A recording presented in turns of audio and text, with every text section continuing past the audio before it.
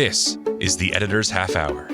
Step into the life of an editor for 30 minutes as we discuss the craft of editing, industry trends, and editorial resources. Your host is co-founder and CEO of Peak Publishing Inc., Nadia Jaja Pupa. She is experienced in all facets of the publishing industry, from editing to design, and works with corporate clients and self-published authors. Nadia and her guests are about to share powerful insights and stories on what it takes to be an editor. And this is your host, Nadia Jaja Pupa.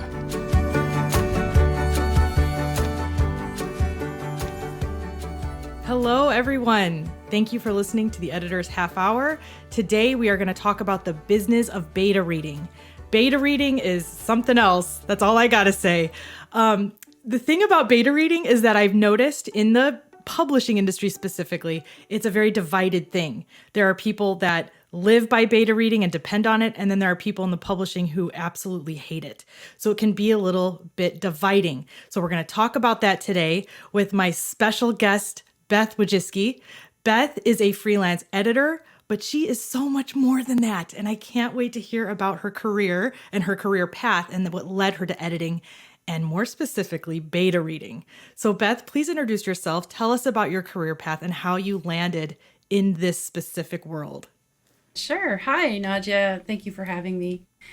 So in the past, I spent over 20 years as a development associate for the Smithsonian Institution. I worked as a legal secretary for various law firms, and then I went and worked with a big tech firm, training machine learning algorithms how to understand how people speak in order to give them better search results when they search. Whoa. So I did a lot of language analysis in every job I've ever had, or just editing people's writing in my positions unofficially as the editor. And then in 2018, I was at a retreat, and a mentor asked, if this was your last day alive, what would you regret? And I just had this epiphany that I was always living for other people's goals and not my own. And I had a notion that I would want to start an editing business. And so I started training in proofreading, copy editing, line editing, and then launched. And I haven't looked back. I've been in business since 2018. That's amazing. And you fell in love with editing. I love it. I'm very happy. And so I want to also kind of circle back to this big question, which is an amazing question for somebody to ask, which is, say that again, it's what would you do if this was your last day alive? What would you regret? Oh my gosh, what a big question. I think we're going to kind of talk a little bit about that because Beth is also a writer and she's working on a book, and we'll segue into that in a minute, but let's focus on beta reading. If you don't know what beta reading is, pause the podcast right now and go look it up and read about what it is specifically. But I'm going to ask you, Beth, what is the goal of beta reading? That's a bigger question and a better question, because this is going to maybe open up some eyes for some people who are a little, weary of working with beta readers, I guess, from the editorial perspective. So I guess just opening it up for that, what is the goal? Why do it? What's the point? I think the goal is to get organic, realistic feedback from a certain subset of readers who are your ideal audience. And it's like testing your book. And you want to get a varied subset of that audience, because you don't want to just send it out to like two friends and maybe your spouse. And right. they're just going to tell you what you want to hear, right? They don't want to hurt you, and they think you're awesome, and they're going to tell you you're awesome. Exactly. But a beta reader should be a stranger, who's your ideal audience. So you have to have an idea of who your audience is, and they're going to read a book and give you their feedback, and the feedback's going to be their reactions as a reader. And that's good information, I think, for authors, but more importantly for editors who are shepherding authors through a publishing process to highlight to an author.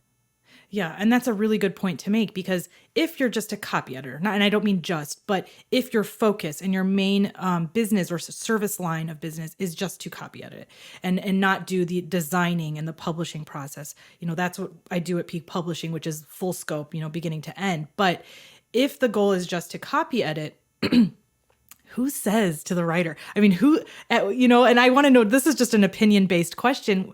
Who is it that says to the writer, I would really recommend a beta read.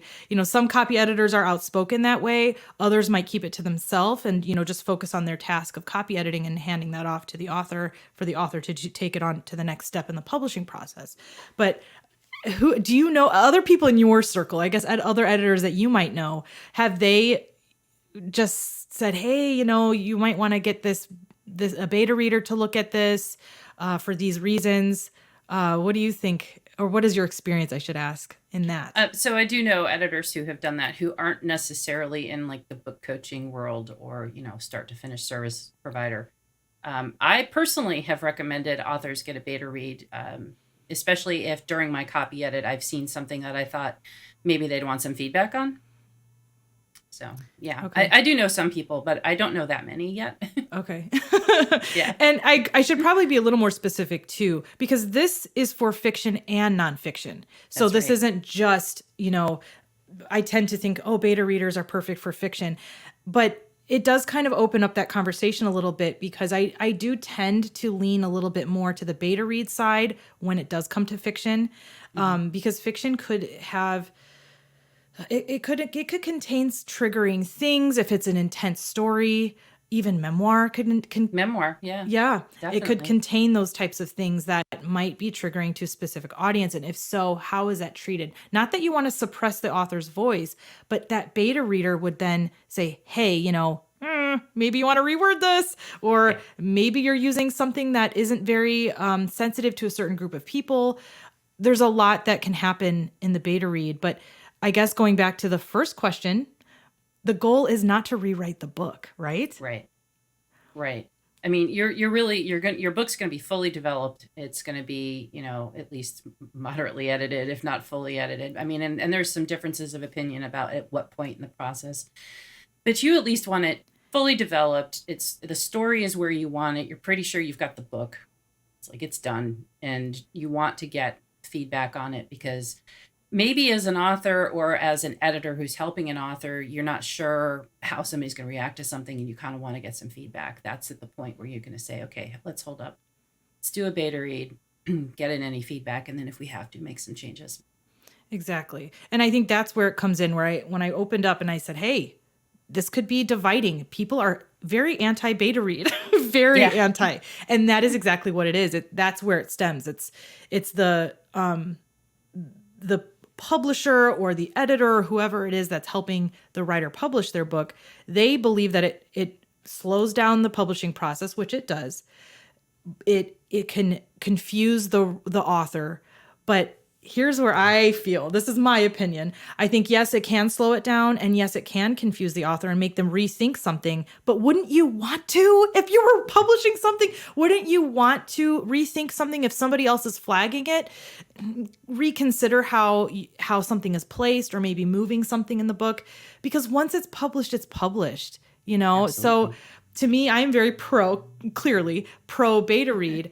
And then I think it's the job of the editor or the person who's helping them publish to tell the author that they are in control and they have the final say. Exactly. And that's it. That's the bottom line. Exactly. Because I've heard some issues where authors, they try to take in everybody's feedback because they're trying to make everybody happy. And that is not the goal of the beta read. The goal of the beta read is really just to judge how is it sitting with your reader, and of the feedback you get, I think the editor's role is to help guide the author how to interpret that feedback and how to incorporate and how to make, maybe help them through their decision-making process if they need to. But the author's always in control. Absolutely. Yes. And I think that's kind of the job of the editor, or I keep saying the person who is helping them publish, to tell them that they are the ones in control of this process, and you're just guiding them through that. Yeah. So I love talking to you about this, because I guess I would call it the alpha read. I do the alpha read, which is, I actually don't call it that, but technically that's what it is, but it's a book evaluation, and it's almost the same as the beta read, but more intense and extremely thorough and very detailed. It's like, these are the weaknesses, these are the strengths, this is how here's my suggestion on how you would fix it. So it's very opinion based, and it's very Nadia based, based on my opinion, but the point is that it is truly that alpha read, which is very beginning, rough. We don't talk about grammar, punctuation, a little bit of developmental editing, but it's that back and forth. And it's kind of meshed. It's the first starting point, and then it gets into the book coaching, developing the manuscript, gets edited, and then Beth walks in and she's the beta reader, and she's like, "Hey, this book is great, and here's why." Yeah. So now let's kind of shift this a little bit to the world of editors, this wonderful world that you found and fell in love with. How did you know? How did you know about beta reading? How did you know you were good at it? You're clearly created I love your website, and I saw it on your website, and I thought, okay, who is this Beth? She seems like a really cool girl. And I was like, she's got a whole section on her website on beta reading, and she knows her stuff. So I guess the question is, and this is just you, how did you know you were good at beta reading? And clearly you enjoy it. I'm assuming you enjoy it. It's on your website, and you talk very passionately about it, and you break it down. What is beta reading? What are the goals? And, then you talk about pricing. So how did you know you were good at it? Well, I mean, when I was younger, I had a lot of friends who were writers and artists, and sometimes I would read things for friends and give them feedback. And unlike most people who are afraid to tell their friends if they don't like something, I wasn't. But I always put it in a way that's specific, and it would help them, and only if they wanted that feedback, And then I've heard about it. I didn't really know what the term was. Somebody used to call me their first reader, but I think really it was a beta reader. And I, heard about it in editing forums. And so I just did a little bit of research, and then I decided, this sounds like fun. I want to offer this, but I want to see how it works, like actually mechanically how it works for me and as part of my business. So I went to some beta reading forums, and I did a couple for free just to get my feet wet. And the feedback I got from the authors was incredible. It just really made me realize, like, I am good at this, and it is a valuable service. So then I structured the service and put it up on my website and launched it. Oh, that's excellent. And I bet the feedback, to me, this is such a high value. You're providing an author with very critical feedback. This isn't just, oh, missed a comma. You need a semicolon here. Remotely. Yeah. No, it's not. It has nothing to do with grammar and punctuation. Nothing to do with any kind of editing. It's this confused me, or hey, this was like an awesome scene. You give them both the good and the bad news. Right. You tell them, did you identify with the main character or not? Did I hate your main character? That's not really going to go well.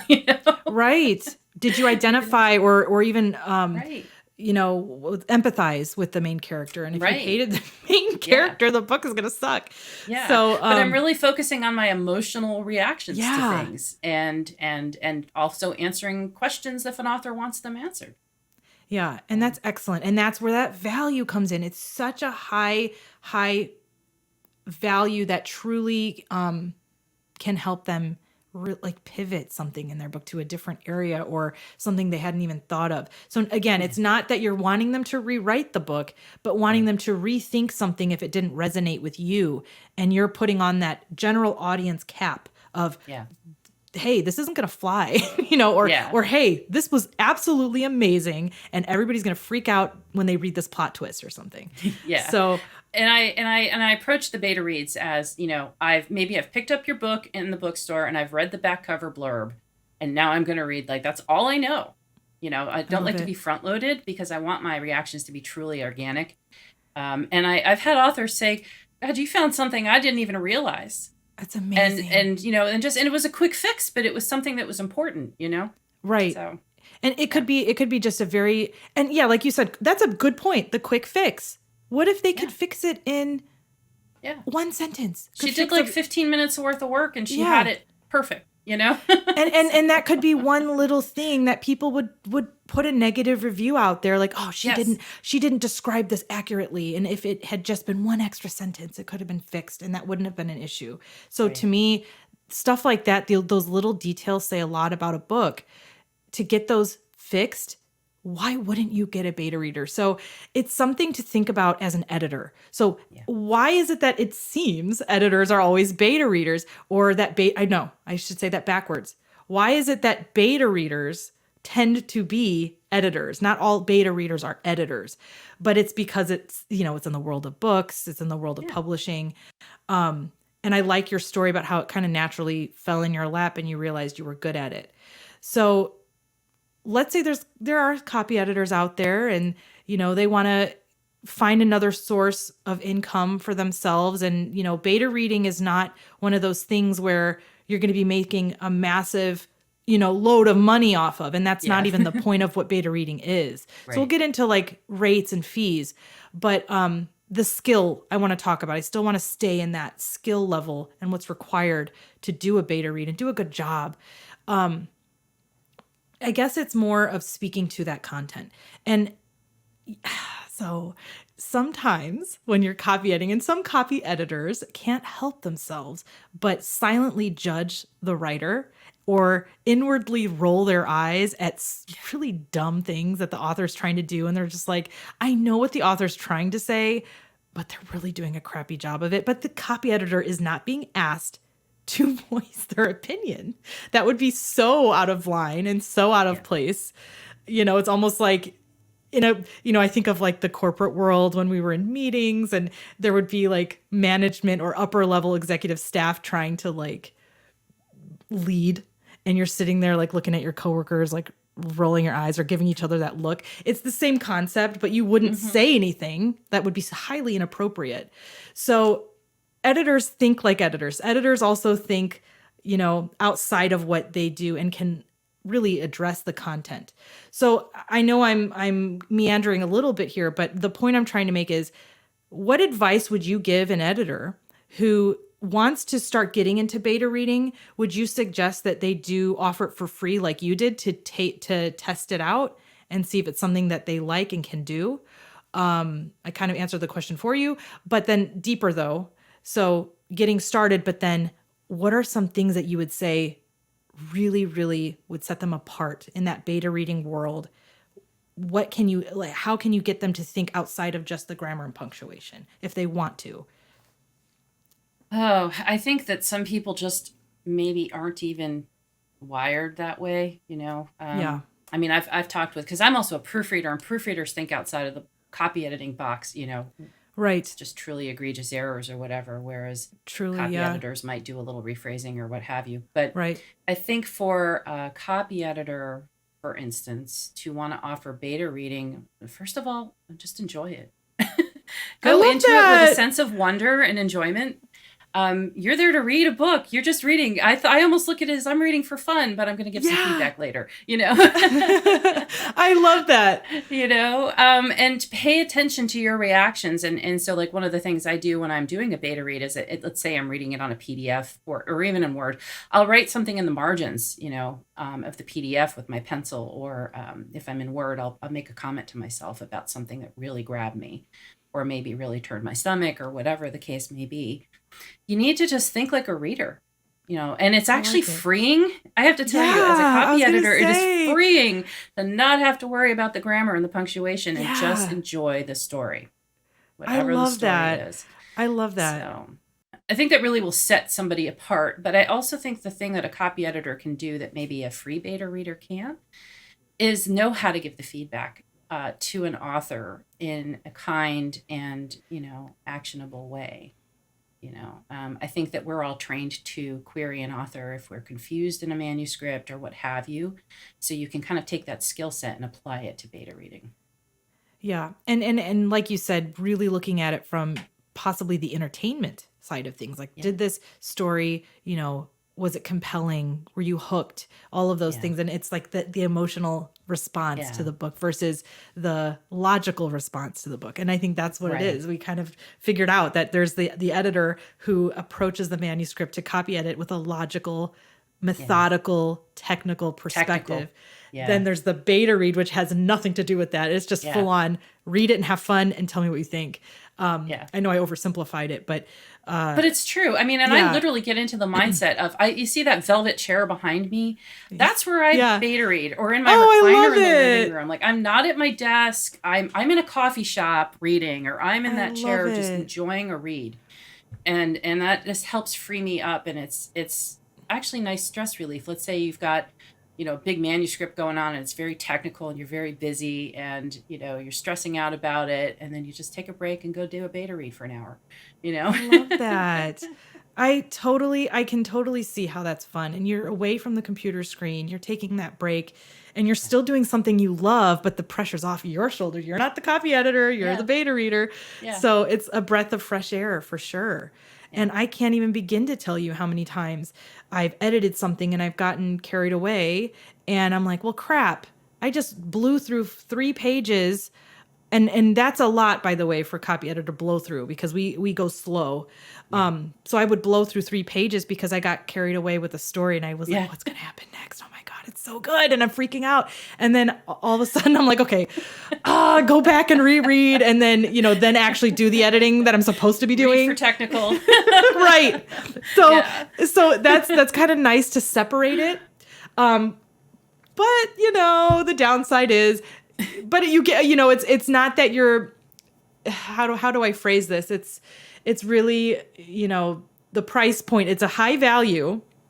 I wish we could charge thousands and thousands and thousands of dollars for a beta reading, but that's just not the case because it's not labor intensive. It's fun for you. Mm-hmm. You just said you sit on the couch, you go to a coffee shop, you get to just unwind and relax and basically get paid to read somebody's story and give them feedback.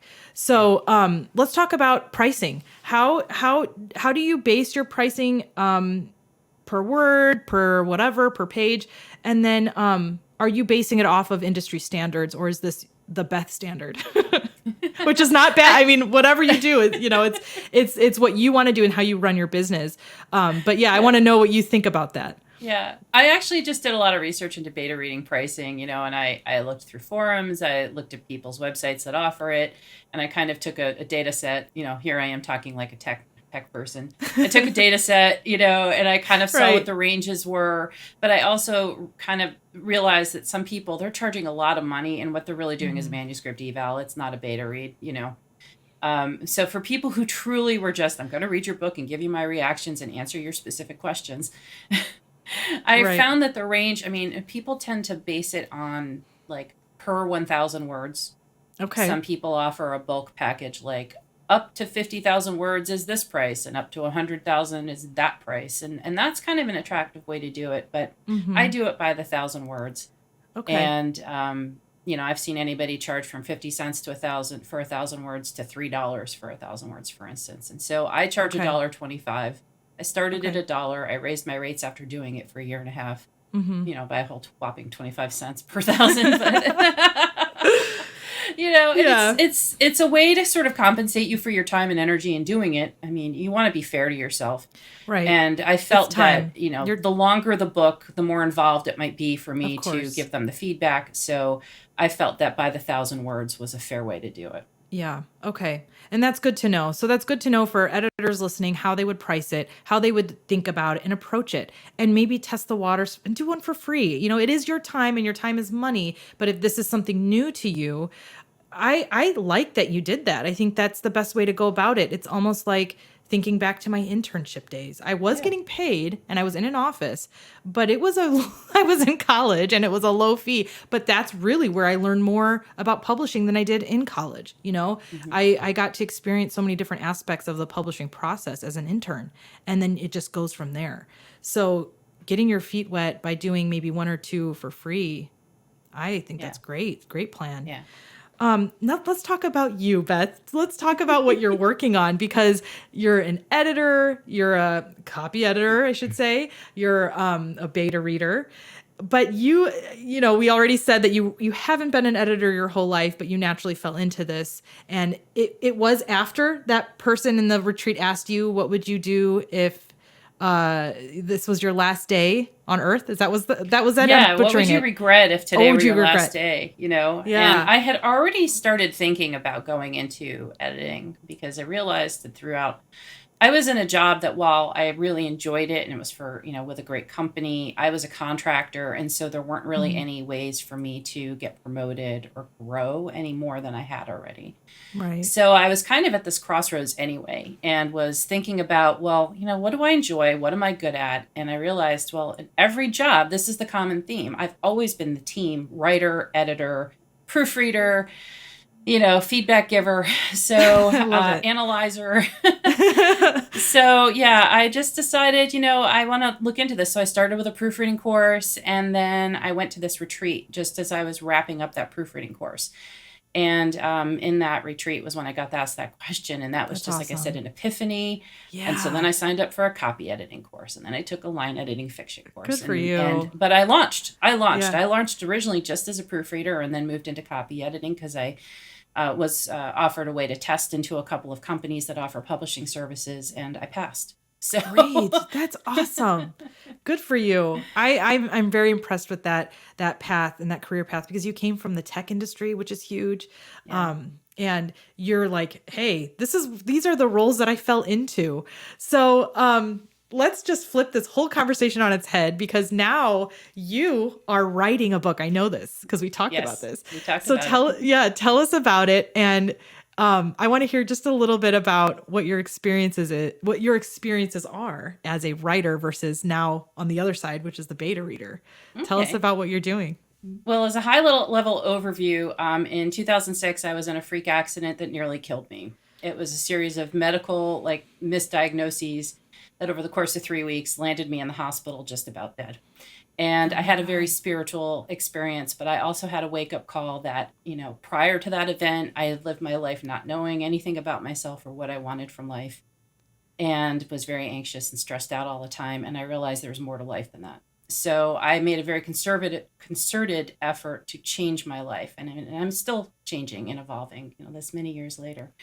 So I decided that I felt very called to write about it, but I felt very nervous about it too, because it would be like a memoir, and putting yourself out there, with your feelings and all your messy life and your growth, and that's It's messy scary. too. It's scary, and Yeah, you're afraid of being judged. But I'm more afraid of being judged by whatever editor I hire than I know. a reader, because I'm I an editor.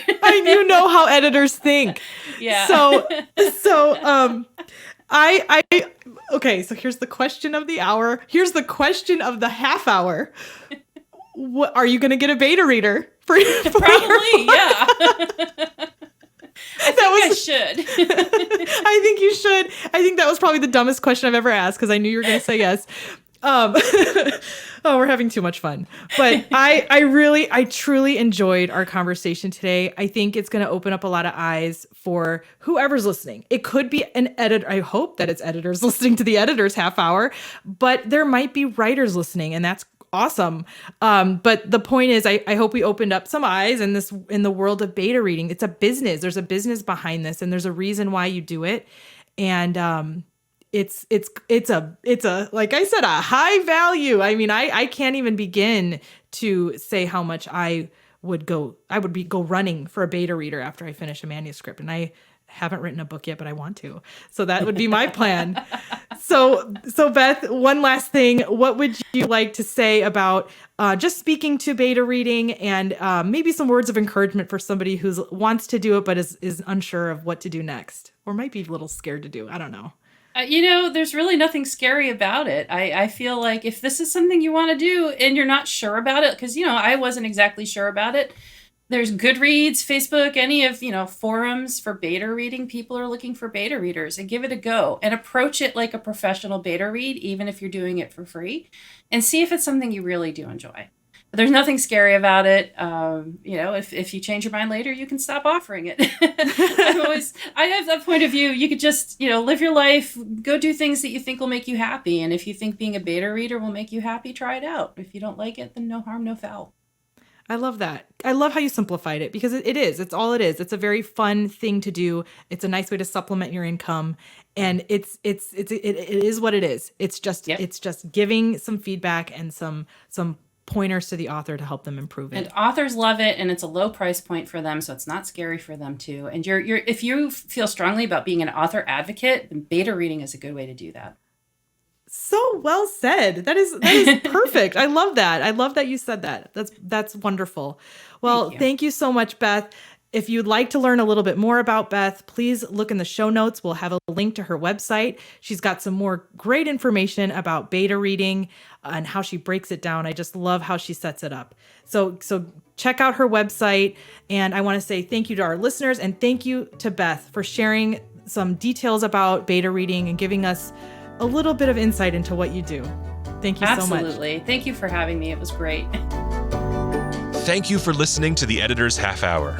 This podcast is your go-to resource for editorial trends, opening the discussion for new ideas through the real-life stories of editors. For more information about Nadia Jaja Pupa and her business, visit peakpublishing.com. That's Pique publishing.com. Be sure to follow Peak Publishing on Facebook, Twitter, and LinkedIn. And remember to subscribe and follow the Editor's Half Hour wherever you get your podcasts.